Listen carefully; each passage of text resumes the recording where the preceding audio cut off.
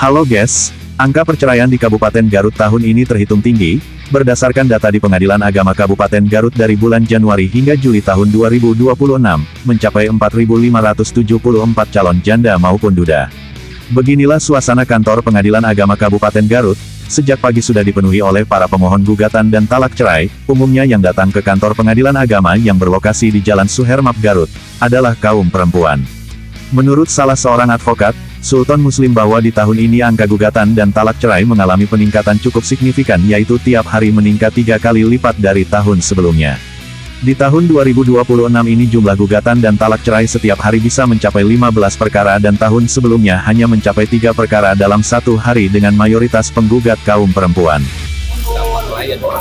Ya, kami dengan tim di kantor hukum kami menangani perkara cerai gugat dan juga cerai talak itu bisa per hari itu bisa sampai 10 atau 15 perkara.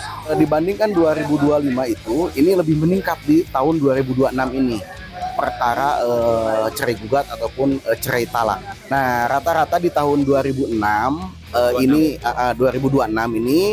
dari Januari sampai bulan Juli sekarang itu rata-rata perempuan, ya, pihak istri yang menggugat kepada suami.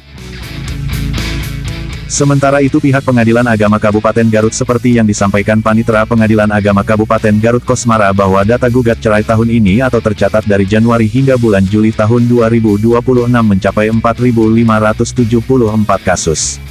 Gugatan yang dilayangkan oleh pihak perempuan mencapai angka 3.809 kasus dan talak cerai yang didaftarkan oleh kaum pria sebanyak 765 kasus. Penyebab tingginya perceraian umumnya karena tak sabar dan tidak istiqomah terhadap janjinya saat menikah. Dengan angka tertinggi penyebab perceraian adalah pertengkaran dalam rumah tangga, ekonomi lemah hingga ada diantaranya perceraian gara-gara judi online.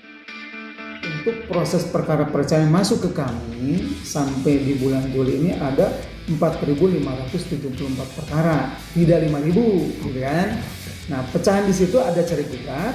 Cerai gugat artinya bahwa isi yang mengajukan gugatan.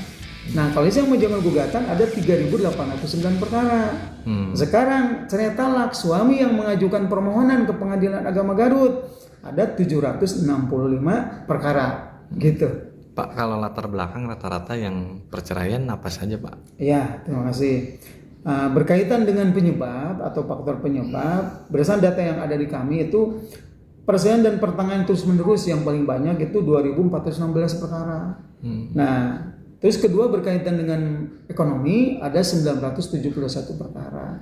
Nah, yang sisanya yang lainnya itu berkaitan, ada judi hanya 8. Judol? Ya, hanya 8 perkara, sisanya lain-lain. Angka perceraian atau pasangan yang kandas dalam membangun rumah tangga di Garut sepanjang tahun 2026 dipastikan masih akan bertambah di bulan berikutnya hingga akhir tahun ini.